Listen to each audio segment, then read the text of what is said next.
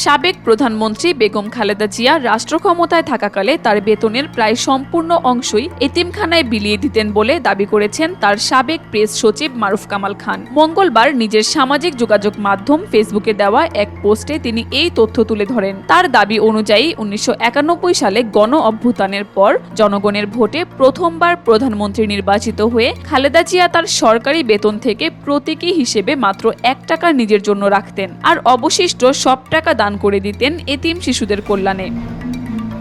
তিনি আরও উল্লেখ করেন, শুধু প্রথম মেয়াদেই নয়, পরবর্তী সময়েও তিনি যখনই প্রধানমন্ত্রী কিংবা বিরোধী দলীয় নেত্রীর দায়িত্বে ছিলেন তখনই তার আয়ের একটি বিশাল অংশ নানাবিধ দাতব্য কাজে ব্যয় করতেন।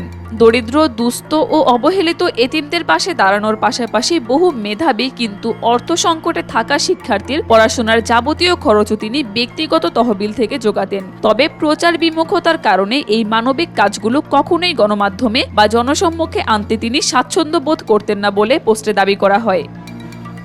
কাকলি আখতার, দেশকাল নিউজ।